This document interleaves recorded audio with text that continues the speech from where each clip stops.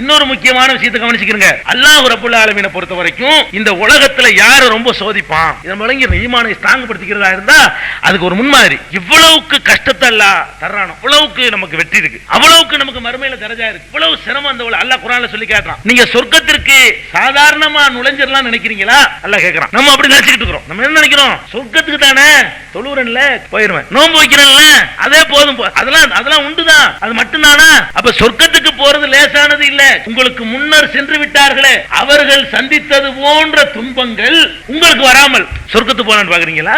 நீங்க சொர்க்கத்துக்கு போறதா இருந்தா அதெல்லாம் வரணும், அந்த பரீட்சையெல்லாம் தேரணும், அந்த டெஸ்ட்ல எல்லாம் நீங்க பாஸ் ஆகணும், அப்பதான் போக முடியும் சொல்லிட்டு அல்லாஹ் சொல்லி காட்டுறான். அவர்களுக்கு வறுமையும் துன்பமும் தொடர்ந்து வந்தன. முன்னாடி வாழ்ந்த சமுதாயத்திற்கு வறுமை துன்பம் எல்லாம் தொடருது. எந்த அளவுக்கு கொண்டா அவர்கள் ஆட்டுவிக்கப்பட்டார்கள். எல்லா வகையும் ஆட்டி ஆட்டி இந்த புயல்ல ஆட்டுவிக்கிற மாதிரி உதாரணத்தை அல்லாஹ் காட்டுறான். அவர்கள் பல விதங்களிலும் ஆட்டுவிக்கப்பட்டார்கள். எந்த அளவுக்கு ஆட்டுவிக்கப்பட்டார்கள் என்றால் அல்லாஹ்வுடைய உதவி எப்ப வரும் எப்ப வரும் சொல்ற அளவுக்கு இவ்வளவு அநியாயம், இவ்வளவு குடும்பப்படுத்துறாங்களே, இவ்வளவு துன்பப்படுத்துறாங்களே, இவ்வளவு கஷ்டப்படுத்துறாங்களே, இவ்வளவு சிரமப்படுறமே, வீட்டை இழந்துட்டோமே, வாசலை இழந்துட்டோமே, எப்பதான் அல்லாஹ் அப்படின்னு கேட்கிற அளவுக்கு அவர்கள் எல்லாம் துன்பத்திற்கு ஆளானார்கள். அதெல்லாம் வராம சும்மா போயிடலாம் இருக்கிறீங்களா? அல்லாஹ் கேட்கிறான். இப்பெல்லாம் போக முடியாது. அப்ப இந்த சிரமங்களை எல்லாம் தாங்கிக் கொள்வது சொர்க்கத்திற்கு போவதற்கான ஒரு வழின்னு விளங்கிக்கிறோம். இன்னொரு இடத்துல எல்லாம் சொல்லி காட்டுறான் அழகான வசனம். இந்த உலகத்துல வாழும் பொழுது மனிதனுக்கு மனைவி மக்கள், செல்வங்கள், தங்கம் வெள்ளியுடைய குவியல்கள், இதெல்லாம் இந்த அற்பமான இந்த உலகத்தின் சுகபோக பொருள்கள்.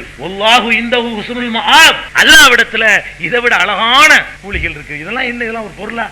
இதெல்லாம் ஒரு பாக்கியமான, இது எல்லாத்துக்கும் சாப்பிடக்கூடியது அல்லாஹ்விடத்தில் இருக்குன்னு சொல்லி அல்லாஹ் நமக்கு ஆர்வம் ஊட்டுறான். அந்த உலகத்தினுடைய இந்த வறுமை நம்ம நாட்டை விட்டுறாதீங்க. எப்போதுமே வறுமைக்காக உங்க ஈமானை விட்டுவே செய்யாதீங்க. எவ்வளவு வறுமை வந்தாலும் சரி தாங்கிக் கொள்ளணும். அதே மாதிரி அல்லாஹ் சொல்லி காட்டுறான் இன்னொரு இடத்துல, உங்களுடைய பொருள்களில் உங்களுடைய உயிர்களில் நீங்கள் சோதனைக்கு உள்ளாக்கப்படுவீர்கள். உங்களுக்கு முன்னர் வேதம் கொடுக்கப்பட்டார்களே அவர்களிடமிருந்தும் இணை வைக்கிற மக்களிடமிருந்தும் ஏராளமான பழிச்சொற்களை நீங்கள் கேள்விப்படுவீர்கள். நீங்கள் இதை சகித்துக் கொண்டீர்களேயானால், சபூர் செய்தீர்களேயானால், நீங்கள் தக்வாவோடு இருந்தீர்களேயானால் அதுதான் உறுதியான நம்பிக்கை.